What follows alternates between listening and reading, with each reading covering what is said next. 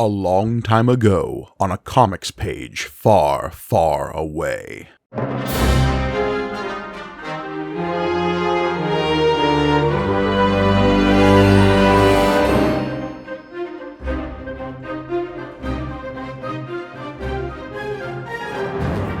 Greetings and welcome to May the Panel Be With You, the Star Wars comic book show brought to you by Punch Up Entertainment Network. I am your humble host, Mike Gargoni, and joining me, as always, the head laser to my legally distinct Godzilla, John Campbell. Oh, I'm so glad of the laser! Pew pew, everybody! Pew pew! Yes, hello everyone, and hello Mike.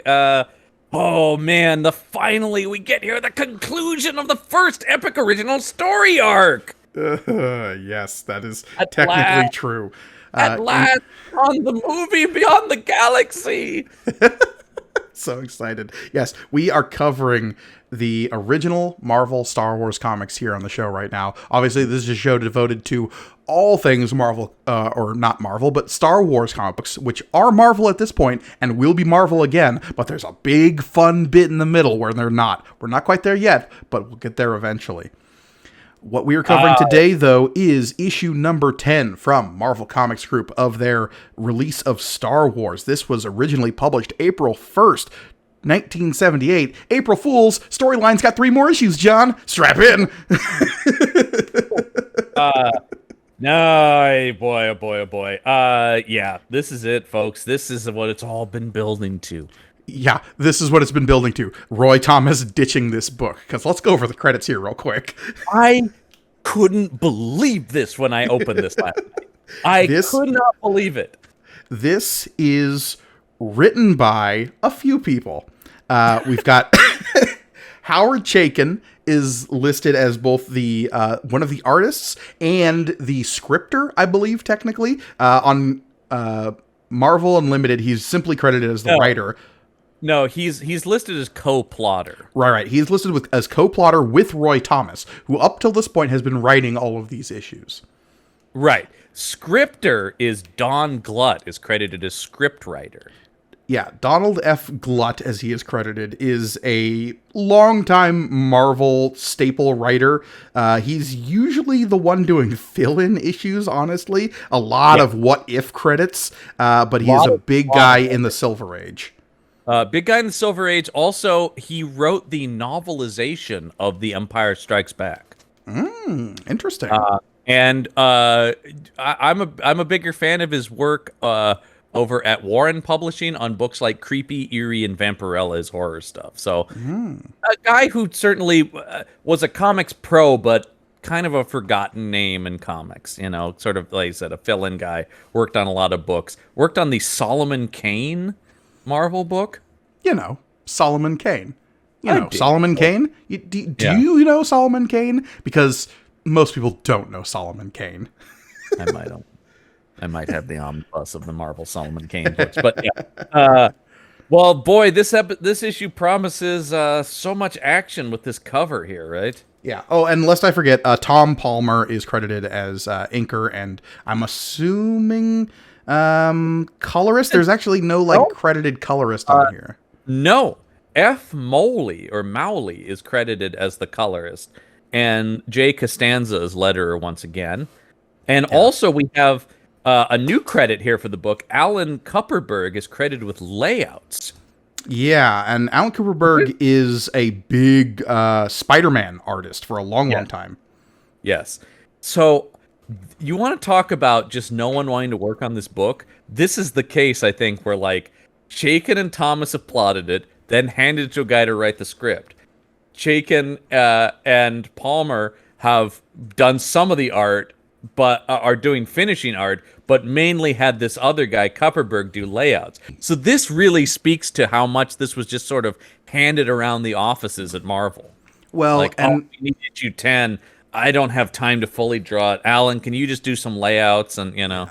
And something we haven't really talked about a lot in terms of comic book industry stuff and where it converges with this book is when you see a title with a ton of credits on it like this one, what that usually means is that it was a rushed production, and that a lot of people on here probably didn't have time to devote to it, and so it was parsed out between the entire office. And that's why, especially inking, you'll see sometimes a lot of inkers being credited on something because they're the ones like embellishing the artwork with shading and whatnot. And that can lead to some radically different art looking from panel to panel depending on who's inking it. Is probably not the case here because we've seen radical changes in the art style regardless of who's been doing that. We'll say, though, even by this comic standards, this final issue is all over the place in writing and art.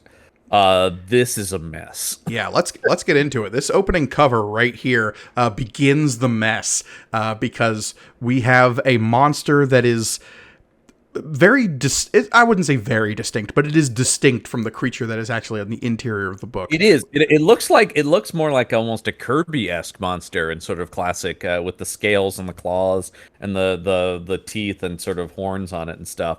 And we have Han and Chewie firing weapons I've never seen in the Star Wars universe. You don't know Han Solo's very iconic bright pink blaster pistol? But here's the thing. I know these blaster designs from other Marvel books. I'm pretty sure Han is firing Star-Lord's blaster at the time. You're not wrong. The weirder one is definitely Chewie's try. It's almost like they got the bolt caster backwards.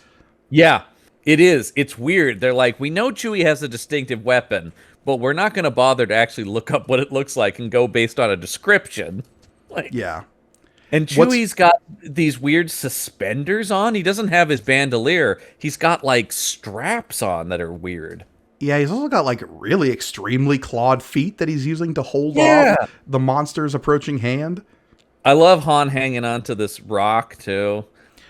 What I really want to mention is this is the second cover in a row in which Han is screaming at Chewie to keep firing.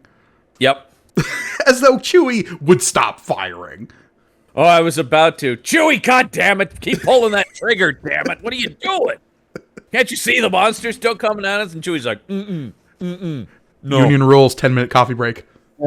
Keep firing, Chewie, or this whole planet is doomed. .. Not to mention us! Yeah. And yes, we finally get our resolution of our 4-ish issue arc of Han Solo's Magnificent 7 plus Godzilla now. Yeah, it is just kind of like, I don't know, Kaiju. Yeah. I don't know Kaiju is basically this whole issue. I mean, I will say, reading this last night, I'm going, man, this is dumb even by the standards of what we've read before. And I will say also, I don't miss the flowery prose of one Roy Thomas, but it is pretty much gone from this issue. This is a much more straightforward, not good, but just sort of like meh comic book script. Yeah, and again, it's really clear that this has been passed around a bit, and that people are just like, I don't know, let's just try to wrap this up, because clearly Roy Thomas couldn't be bothered. When we talk about co-plotting, whatever this plot that was handed to Don Glut probably was something like, I don't know, Kaiju. Might literally have been what was on the page. Now, fun fact. We talk about Kaiju. Another property that was having comics made by Marvel Comics Group at around this time is, of course, Godzilla. So the two intersections of things that I love is Star Wars and Godzilla. Do you know when the first issue of Marvel's Godzilla comic debuted? Gotta be close to this time, right? Literally next month. Wow, yeah. May 1st, 1977. So actually, no, that was the year previous, I should say, because this is 78.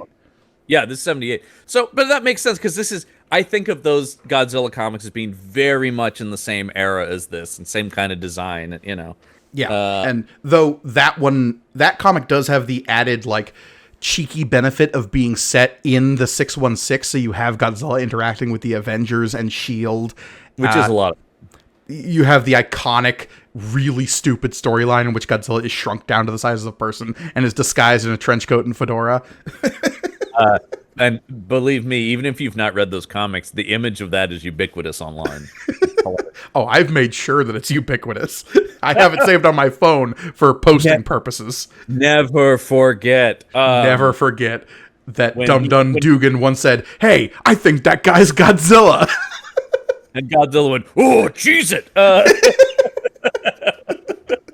It's the buzz. So we open up on. I mean, I will say, like, in isolation, a pretty cool image of people blasting away at this behemoth. Yeah, I don't know, because Chewbacca has clearly turned into a rug on the bottom of this panel here. I'm not quite sure what's has happened to Chewie. I mean, it's a real bad look for Chewie to basically be like, "I'm gonna cower as low as I can get." And And Han again, Solo's just like, "Wow, look out!" I mean, everyone is kind of doing that right now, because you have this giant scaly monster rearing up over the hillside, a la Godzilla in 1954's Godzilla. Absolutely. And so he's coming up around there. Go to the next page. I do want to point out something weird that I've always found issue with this in any depiction of a giant scaly monster in like old comics like this. I think this is guilty of it. You see this a lot with like Fing Fang Foom and other like big reptile monsters. Why are they giving them fingernails and not claws? Yeah. It's always bugged me. Yeah, you're right. It is always that. I was going to say, is it easier to draw? I don't think it actually is easier. No, because literally, like, the claw would be the end of the fingertip just extending beyond the skin and being bone and, like, claw, as opposed to trying to figure out the proportions of a fingernail. That's true. That's true. And we can really see that on this next page because we're close up on just the arm of this thing as Sergei X pilots around it. Yeah, and the Cloud Riders are being, like, swiped out of the sky, lest we forget, the Cloud Riders and Sergei X Aragantus, their leader, are raiding this village for, let us say, supplies and tribute, as well as possible human trafficking purposes. They really get back into this stuff, don't they? They really want to lay it on that this guy is a creep. Absolutely. So yeah, no more female amusements, as he says. Good Lord. Please die, Sergei X. Oh, and he will. Don't worry. Oh, yeah. Don't worry, because they're bazzacking and splacking all over the place here. Yeah, and we... Nary a frog at a Chewie. I mean, that is the classic Shriwook phrase for holy shit, it's a giant monster. Frank. Which, of course, they would have a singular word for on Kashyyyk, because that world is full of giant monsters. Oh, as we know. Yeah. Frank? But yeah, here we establish that this monster can also just shoot laser beams out of its forehead. Oh, yeah. What? It is just kind of like, this is exactly what we're talking about with the Lazy Rider. It was like, also, I don't know, it shoots lasers. Pew. Look, there is a long, proud tradition of kaiju shooting lasers. I will not begrudge a kaiju shooting a laser. Not ever. No, agreed. But it is almost always out of a aperture or something in their body, whether it be a mouth or an eye stalk that can shoot lasers, or some kind of like beam generator in their chest or something. Here, I can't really... It just seems to come out of the top of its head. I literally, in the next page, when they say it has some kind of self-generating blaster, I had to go back to the previous page once the like visual language of what its forehead laser had been done a couple of times to realize that's how the bazzack in that last bottom left panel was the result of. Because based on the art there, it looks like he's swooping his arm through the air and has destroyed a Cloud Rider. Yes, absolutely. It's only with later context that we realize that there's some kind of forehead laser happening. Because there's just this faint little laser beam coming out there. Yeah.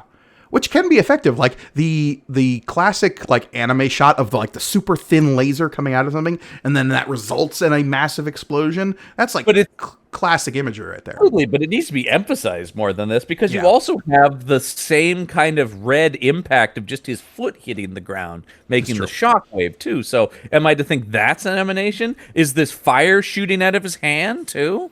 It's That's not. at first. That's what I thought. Yeah. It looked like it though. Gregorian, this is not good art. No, and what's especially not good is the fact that Don Juan Quixote is standing behind our group in the bottom right panel here. This blew my mind because he distinctly died. They made a point of showing him die. They made a point of having him have like a death rattle last line. And then they also made a point about no time for eulogies. Oh, and then he's just alive with no even explanation or no, like, we thought you were dead.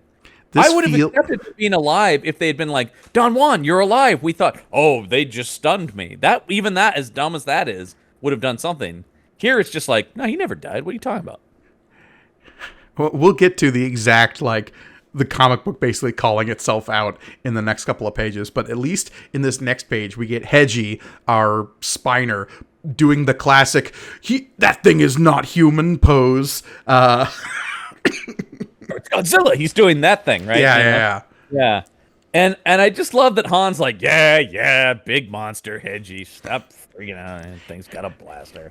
It's got him equipped with some kind of built-in blaster. And again, exactly what that is is a weird description too.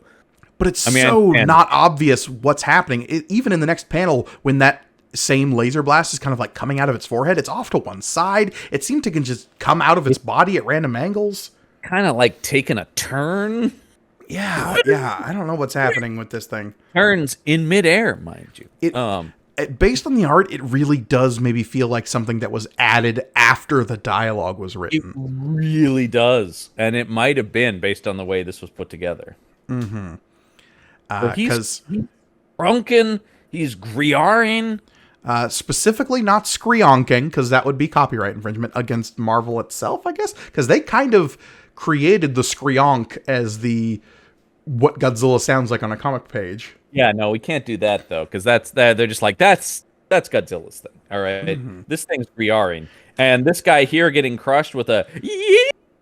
Speaking of characters we thought were dead, it's Wardo. Everyone, he's back. And now he's dead. And now he's dead again. Yeah. Also, once again, it's creating a landslide. Also, don't you just Cloud Riders? Get at it. You got flying machines. Get out. Just get out. Yeah, the fact that Sergei X is so convinced that they must defeat this giant monster is like the height of folly, right?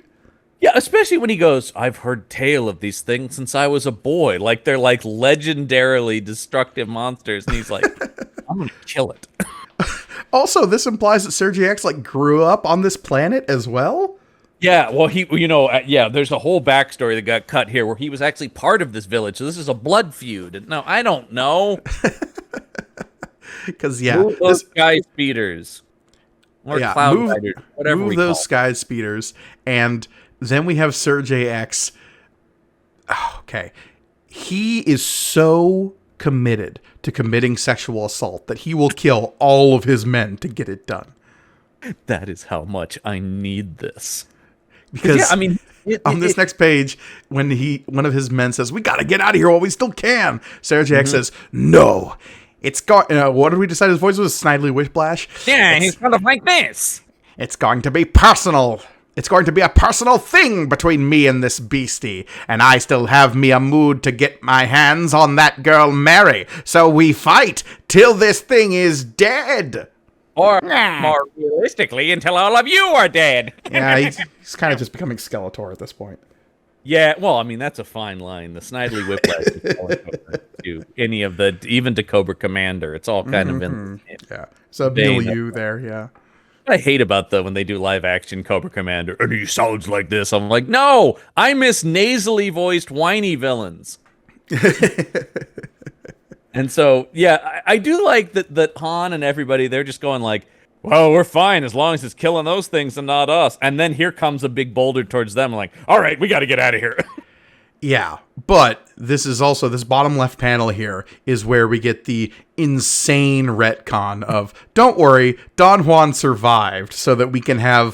write our way out of this hole that Roy Thomas left us in. This armor might have saved me from the Sky Speeder's blast, but I fear I'd not perform a like. God, that's horrible. That break in the word perform. Yeah. But I feel it'd not perform a like function against that of the behemoth.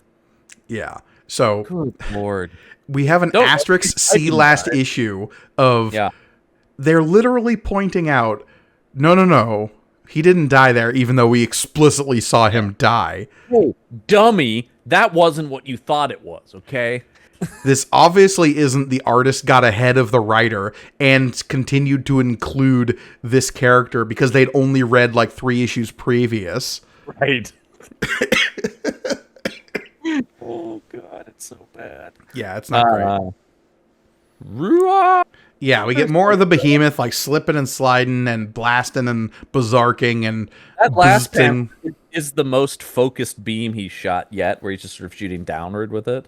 Yeah, and that's the one that kind of like makes sense. Like if an animal or a behemoth is like shooting a blast, you would expect it to have some kind of like focus in a direction that it is pointing, but yeah. Right. And I mean, really, like going through this, it is just like, and then they fly at it and shoot it some more.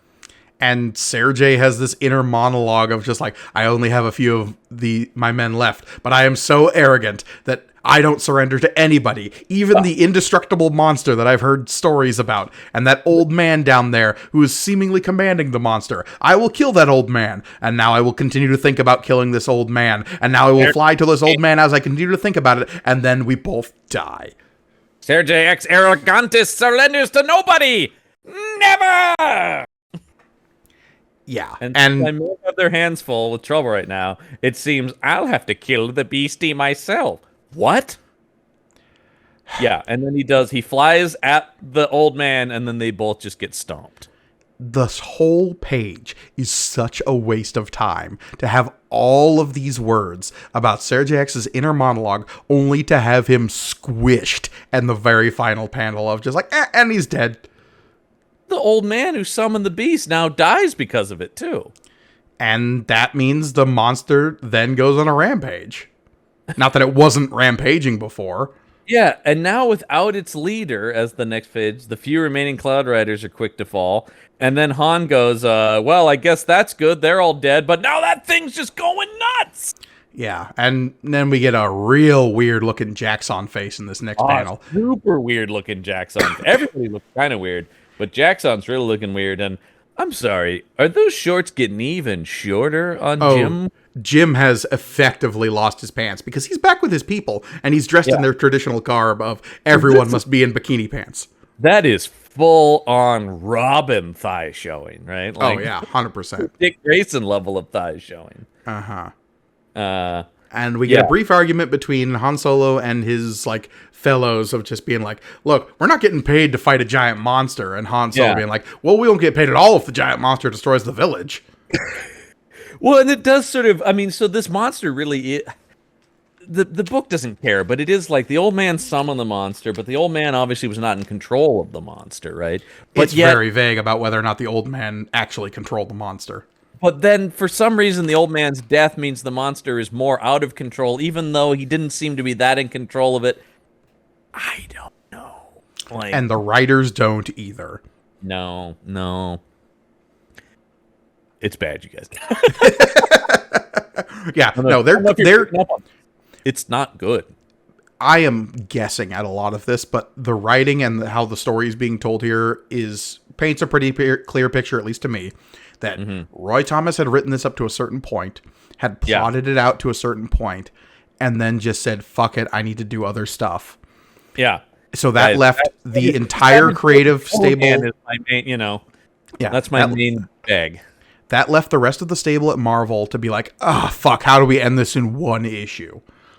No, and it really is. It is Deus Ex Kaiju. Yeah, 100%. I just want to see what he was doing at the time, Roy Thomas. I'll let you know. because we have Amaza here, our killer showgirl, who's just like, we're not getting paid to fight these giant monsters. Han trying to convince them to stay behind to fight the giant monster, and finally Jackson being like, all white. Now I'm a wascoey wabbit and talking like this. Nah. He's editor-in-chief of Marvel at this point, so the answer is he's working on a bunch of stuff. Roy Thomas is? Yeah, Roy Thomas is, because he was the heir apparent to Stan Lee. True. And then he leaves for DC, leaving, of course, Marvel open for the Shooter years. Yeah, I was going to say, this is like, when does Shooter take over? Like 82? 81?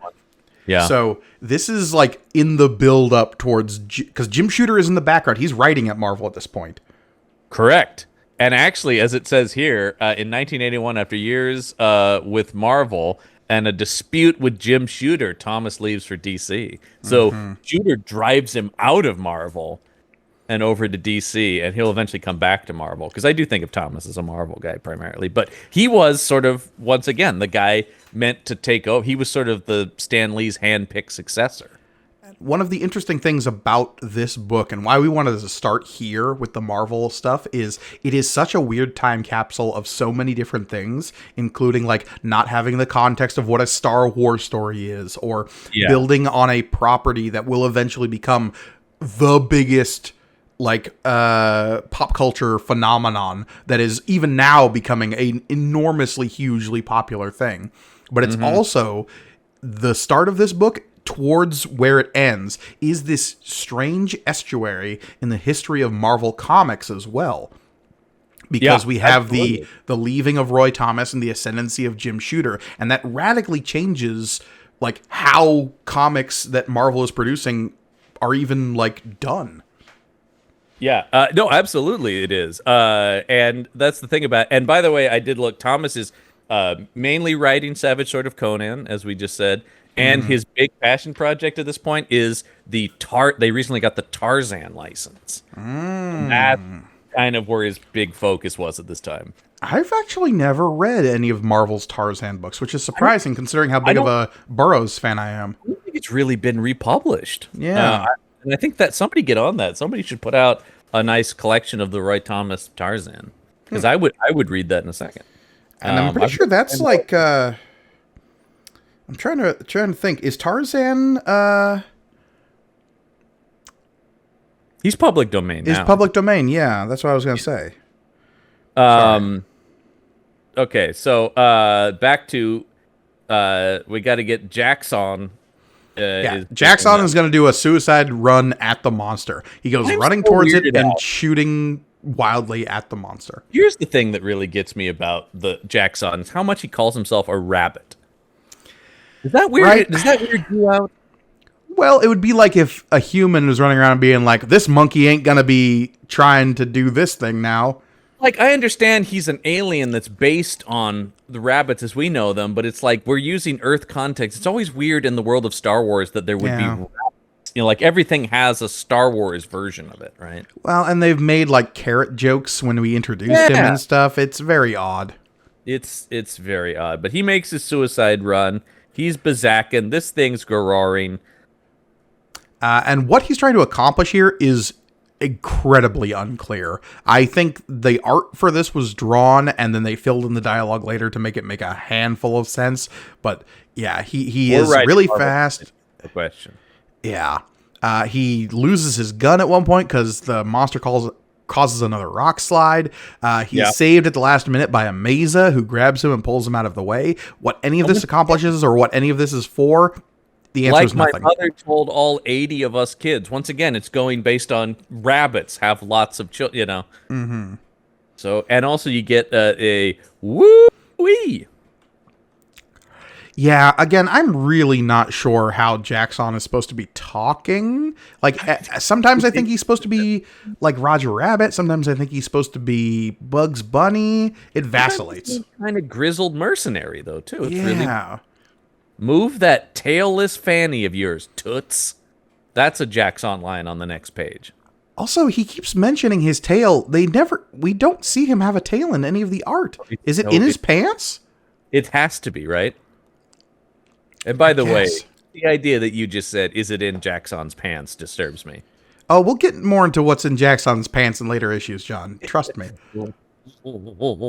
Yeah, because here he says it again. He goes, "Got the wind knocked out of me and mussed up my tail." What? Yeah, Where? on this next page, he's getting dragged back up by a maze. Yeah, no tail that we can see. I mean, this whole final sequence is now. It's like, okay, now Don Juan Quixote is going to go at the thing. Jackson attacked it and got knocked away. Now it's Don Juan Quixote. If that was the plan the whole time of like Don Juan, okay, he is clearly a like Don Quixote, like total ripoff. But what if Jedi? Great, awesome. Let's throw him in some Rom the Space Knight armor and call it a day. Yeah. If he's gonna tilt at this windmill that is the giant monster, great. Yeah. Why try to apparently kill him in the last issue then? I don't know. And then decide, yeah, actually, you know what? We do want him. Yeah, well, because I think they really wrote themselves into a corner with this giant monster. Roy Thomas wrote everyone else into a corner. So how do we figure out how to resolve this? Well, we've got a lightsaber kicking around. Lightsabers are cool. I think it's pretty wild that Roy Thomas ditches the book with one issue left in a storyline. He couldn't see this through, and he's just like, yeah, I got to get back to this Tarzan book. That's really where my heart is. And I don't blame him. I mean, he is more of the pulpy kind of writer. Sure, absolutely. And Tarzan and stuff, which is, I mean, look, man, I get it. And it's clear you did not love Star Wars, obviously. Like, it's sort of like, that's not like a big passion of his. And I'd be very curious to look at sales data of like, how did this book do in the advent of Star Wars? Because obviously the first issue is released a few months after the movie is premiered. Right. And we have the first 6 issues of this book retelling the story of that movie. The movie that is still in theaters as of the release of this issue. Absolutely. Star Wars, that first one has a enormously long run in theaters. It basically plays almost up to the release of Empire. Yeah. Like pretty close to. It's still probably in some second run theaters by the time Empire's out. Second run theaters, drive-ins all over the country. Absolutely. Yeah. Absolutely. Yeah, no, it's huge. So Don Juan makes his run at this thing now. And it's Bazakin and Blazat? How do you say that? Blazat? Yeah, Blazat. As it's firing more forehead lasers. Mm-hmm. And then it pees on them in this next page? It does sure look like that, because that laser is arced down. Hey, look out, that thing's pissing at us. God damn, who gave it all that beer? Yeah. And then in this last page, or in this page, we have Han Solo's hair color changing a couple of times over the course of these panels. All the time. At least it's not that weird rust color. Like, this brown that it is in most of these panels is what it should be, but then it's straight up black in one of them, too. Yeah, we have Hedgie, the Spiner, who is this like hedgehog guy, radically changing colors. He's been kind of like a Superman's hair, like dark blue up till now, and now he's just brown. So it makes him look like a really hairy, naked dude. Man, don't they have like contact sheets and stuff for this? Like, you have color sheets and stuff for examples of characters. Chewie becomes a cartoon character in this middle panel here, where his face loses all kind of definition. It's so weird. He has a open mouth, like but then he's going grrk, and his eyes are just 2 dots. And then in the bottom, in the bottom right panel, Han Solo becomes Steve Buscemi. Yeah. Oh no! And then it's time to cut away to what Princess Leia's up to. Right. Han, as Steve Buscemi, is shouting, "Don Juan! Oh no, look out! We've got to help him." Why does he care about Don Juan? But yes, we cut to Leia on. This is now a different design that is somewhat reminiscent of the Blockade Runner, but is got its own look, sort of, too. Yeah. I also love... Roy Thomas isn't writing this one, but... Yeah. We do have to insist, even though we have left Yavin behind, that, oh, by the way, she's coming from Yavin. And don't worry, that is the dense jungle growth. They always want to make it clear. That's a jungle planet, my friends. Remember Yavin, the jungle planet? To be swallowed by silent space. The pilot, Princess Leia, a member of the Imperial Senate. No, she's not. As of this comic... Yeah. And there's a while it's kind of a tossed off line in A New Hope, it is important to the overall like makeup of the Star Wars canon that the Emperor dissolves the Imperial Senate during the events of that movie. Correct. So in no way is Leia a senator right now. No, she's the Princess of Alderaan. Not to mention the fact that she's kind of like given up any senatorial power she might have by, I don't know, moving the plans to the Death Star across Imperial territory so that it could get blown up. At this point, she's firmly a general, right? I mean, at the very least, she is like one of the bigger figureheads in the rebellion. She's a commanding officer in the rebel army. I mean, there's no question. For sure. But here she is flying around. This is all internal dialogue that is just explaining what we already know. Luke went looking for a thing. I can't find him. And then, gee, I wish Han Solo was here. End of cutaway. That's it. Yeah, we just had to have that one meanwhile. Back to Don Juan Quixote charging at this behemoth with now a pretty yellow-looking lightsaber to me. Yeah, it's vacillated between yellow and white a couple of times during these issues. But the fact that it's even been any other colors at all is impressive considering they were all pink for the first 6 issues. Yeah, which is so weird because that's a color we never see on lightsabers. But we have a lot of dialogue here that really is just trying to express the point that as Don Juan is getting close to the behemoth, something about his lightsaber is making it act weird. It doesn't like, hey, it doesn't like that thing. Yeah, and also in the bottom right panel, the monster grows a tail for half a second. That tail will never appear again. Nope.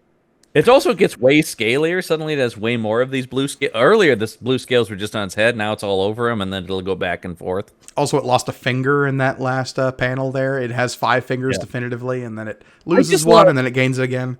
Here we have the beloved fan favorite character Han Solo, and what's he doing in this issue? Mostly just like pointing at things and looking at them and hiding behind rocks.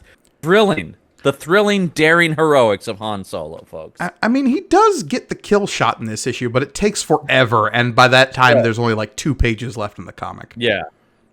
And, okay, now we've got, I mean, this close-up, he's full-on, like, William Shakespeare-looking Don Juan Quixote here. Mm-hmm. And we have him lighting his lightsaber. The monster is getting, like, aggravated and confused at the presence of the lightsaber. Han begins to figure out that something is going on, and that's when Hedgie bounds forward because somebody needs to help Don Juan fight this thing. And Hedgie's the man or spiner for the job.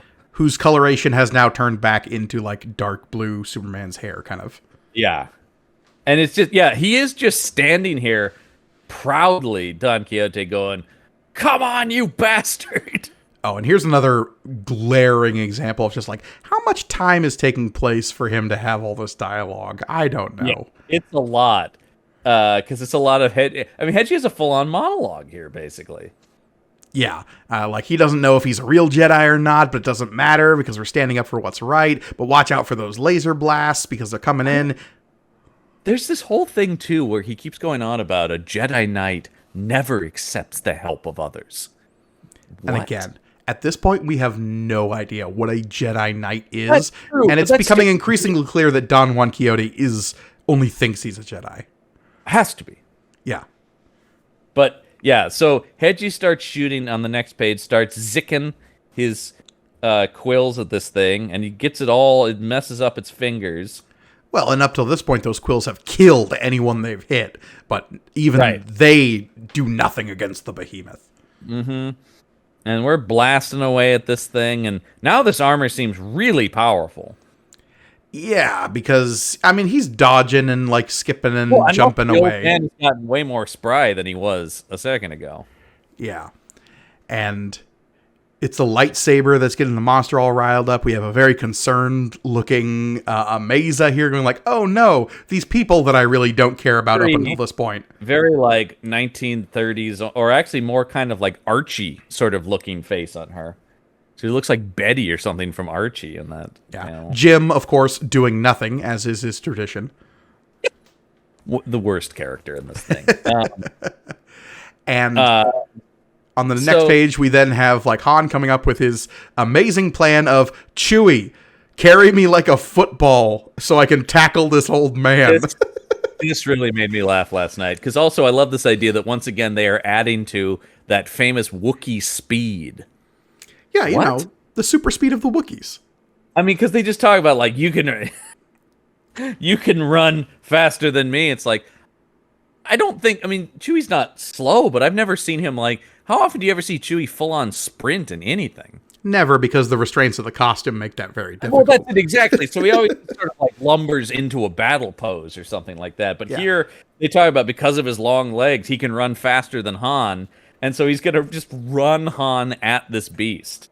Well, specifically, he's going to run Han at this old man because Yeah. Han's figured out that the lightsaber is making the monster act like weird and is messing with its senses somehow, but Don Juan's not really taking advantage of that fact, so Han's got to take matters into his own hands. Specifically, he needs to be taken into the hands of Chewbacca the Wookiee and hurled at this old man as he has time to say, "Listen, Don Juan, I appreciate the heroics, but even though your intentions are good, you're just not making it."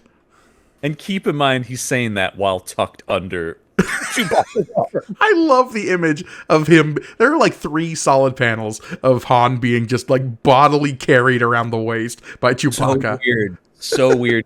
Try imagining that in live action, and it's actually Harrison Ford being. I really want this middle left panel of Chewbacca like Heismaning with Han. I want that cleaned up without any of the dialogue boxes. If I could just get the original Get art that in print of that, print? oh Yeah. Yeah. I'd hang that up in my house. Easy. Oh, agreed. I gotta say, go to the next page. This Olympic torch handoff of the lightsaber here. Which isn't even that, because like it's implied that Han's ripping this from his hands. Because the guy is, and this is also, once again, always with the caveat of we know more about the Jedi than they did, of course, when they wrote Yes. this. But the idea that it's like, no, you could, it's blasphemous that Han would grab a lightsaber is not really something. I mean, Han wields a lightsaber briefly in Empire, you know? Well, but again, that's at a point when like there are no Jedi around to tell him otherwise, and Yeah. there is this kind of conception of just like, don't lose this weapon. It is your life and like your training that we get in the prequels. Of just like there is something sacred about a Jedi's lightsaber. It's never straight up addressed in the movies, But also, yeah, no, but anyway, it's weird here, and Han's now running at the thing, and I love his whole thing about like, I've never used one of these crazy lightsabers, but I've used other weapons, so it should be fine. yeah. And as opposed to what we're getting now in The Mandalorian of just like, no, it's actually really hard to use a lightsaber if you don't know how, because they act weird. And I love that. Yeah, they're not a sword, and they're not a blaster, and they're these, and so Han shows up and he grabs this thing and thrusts it at the whatever. He plunges the blade into the creature's hand. And I do love the phrase, "Holy beak monkeys, that was close." And then he does this full-on sprawled out dive on that last panel. Oh, and the scale on this is all over the place, because in the bottom left panel, he's thrusting the lightsaber into the palm of this creature's hand as it's coming down towards him. And then he dives away and is suddenly like hundreds of feet away from this gigantic monster, if the scale of this is to be believed. The brief handling of that lightsaber did give him amazing force abilities briefly. We do see force speed in episode 1. You're right there. And going to the next panel, this is a full-page panel of this thing dying. Because apparently, yeah, figure this out. The energies of the lightsaber inside the monster interact with its abilities to shoot lasers out of its own head in such a way that it causes the monster to explode. This is one of those things where it's like, even in the gleep glop of Star Wars, this is nonsense. But what if the monster just disappeared, John? Couldn't we end the issue? The demon is beginning to disintegrate. And Chewie is franken happy about this, man. But surprisingly, the behemoth suddenly halts its haphazard attacks, its massive hulk now twisting in convulsions. Then, the lightsaber flashing in the monster's heaving chest, even though it was stabbed into its palm, there comes a strange crackling from within the creature. Are we to assume this lightsaber went through his hand, traveled up his arm, and into his chest? Okay, so then thrusting with... I'm going back to the previous page. Han Solo suddenly makes a dash towards the creature's chest. Okay, so in the gutters between these two panels, he has slashed at its palm, dived to the right, stabbed the lightsaber into its chest, and dove hundreds of feet away. All while there's still a glow in the creature's palm where it originally had been thrust. Way too much to ask of a gutter. Way too much. That's a load-bearing gutter right there. That gutter is bursting at the seams. So let's go to the next. So now the thing has died, and everybody's happy. And then the book just fucking ends. Because now it's like, well, with all that done, hey, man, great job, everybody, but that's gonna do it for us. And, oh, Han, you weren't gonna get that girl because she loves Jim now that he's a killer. Because that's the thing. Jim, suddenly, who's had nothing to do for the last 2 issues, Yep. comes out of fucking nowhere being like, I get to finally get my share of the treasure and leave this crummy planet before I totally crack up. And then Mary, Space Mary, suddenly comes out of nowhere saying, oh, hello, Jim. I saw what you did today. You were very brave. And Jim being like, but you never looked at me before. And she's like, yeah, but I've seen 16 Candles. I know how this works. And so there it is, and she kisses Han on the cheek in a very not Han Solo reaction to that. And even Chewie's going, And then, they ride off on Bantha back into the sunset. Like, this is such like a amazingly fast denouement of just like, monster explodes, issue ends. Yeah, that's it. Monster kills bad guy, monster explodes, issue ends, on to next story. Also, the thought bubbles here for Han Solo in this last panel Really are weird. so out of character. So I didn't get the girl. Who cares? She was kind of young anyway. Gross. At least now I can afford to get the Millennium Falcon out of Hawk. And if only for a minute I got a little feeling of what it's like to be a Jedi Knight. Han Solo, who classically said, hokey weapons and ancient religions are never going to beat a good blaster at your side. Yep. Yeah. The guy who is the farthest away from being a Jedi Knight by personality, and that's like a defining feature of him, is like, well, that's what it's like. Pretty fun for a day. The guy who is like so into the realpolitik of trying to survive in the galaxy suddenly be like, I wish I could have been a Jedi once. Ba-da-da. And also, I love these guard guys with their crazy helmets at the edges of this panel, too. I don't know where they came from, but clearly they're from another village because they're not wearing bikinis. I know, and they're just like, and here we are. We contributed nothing. The next issue promises, though, Star Wars continues with the search for Luke Skywalker. We're always searching for Luke Skywalker in these issues, and we've been given scant little reason to think that we're going to be getting it, but now that we finally exploded the monster and ended the stupid story in the quickest, like, most inconvenient way possible. We're back to, I don't know, the main character of Star Wars. Maybe give him a shot, see what he's up to. I mean, thankfully, we are leaving Jim Starkiller firmly ensconced in this backwater village that we will never see again.